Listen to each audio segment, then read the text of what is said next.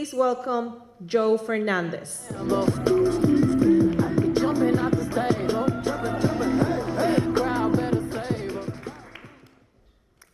When I think about my life, I can't help but thinking about my death. I was 12 years old when I had my first panic attack. I was crawling in a jungle gym, slipping on other children's sweat, their little voices and laughter echoing in the plastic chamber, their little stinky feet pungent and engulfing my nostrils. And then it all started to spin. I ran out to frantically find my dad, and he ran me out into the cold January air. The feeling subsided, we went back inside, ate some cheese fries, and in typical kid fashion, I went right back to playing. They say a panic attack feels like you're dying, and in fact, most people think that they are, and it only makes it worse. Later that same year, I sat down to watch a documentary about my condition. It starred a woman with bright red hair and an even brighter personality. I watched as this illness ran this woman through the ringer, but for what to ultimately get her was her body rejecting a new pair of lungs she had just gotten. And as I sat there, bawling my eyes out, thinking about my fleeting mortality and the trials and tribulations that were to come, I coughed, which wasn't unusual at the time, but like foreshadowing in a movie, no, I coughed up blood. I was rushed to the ER, I was put on antibiotics, and somehow I avoided a hospital stay that time. As I moved throughout my teenage years, it felt like I had some type of internal doomsday clock. If I wasn't gonna live for very long, then I told myself I was gonna try to experience all that I could before then. And after a while, I even grew comfortable in the fact that I wouldn't live until old age. I wouldn't have to worry about mortgage, 401k. If I was gonna die young, then baby, I was gonna live fast. And then something happened that I didn't think was gonna happen in my lifetime.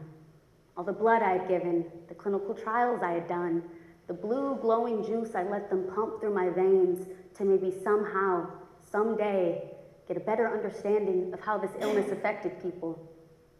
A revolutionary medication, one of the most expensive in the world, but the day was finally here.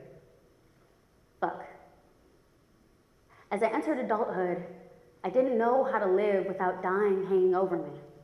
For so long, my mortality had been my motivation. It was my excuse.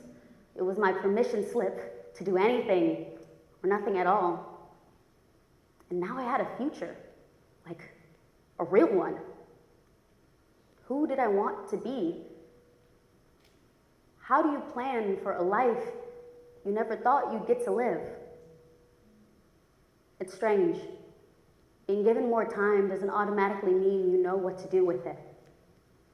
So I tried a little bit of everything: caregiving, construction, nonprofit work. I've had 20 jobs in the last 5 years. And I've come to realize a hard truth that I'm still learning to accept. That although I am healthier, I'm still disabled. And this 9-to-5 rat race isn't very flexible.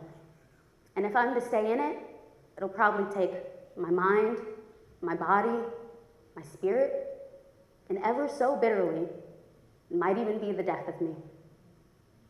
And having said no to death so many times before, I did it once again.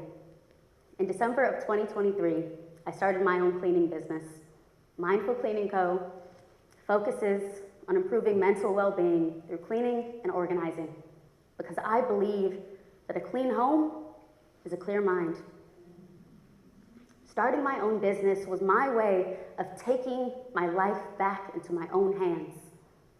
And now I've had it for 2 years, and I've been so fortunate to clean so many houses and to hear so many stories.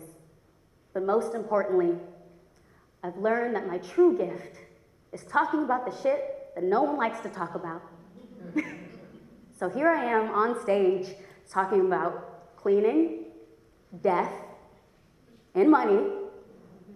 Here I am learning to live, not just survive. Learning to love this body, this story, this second chance. I used to think that the miracle was the medication, but I've come to realize that the real miracle is me. Still here, still figuring it out, still living with cystic fibrosis. My name is Yo Fernandez, y yo quiero dinero. Thank you.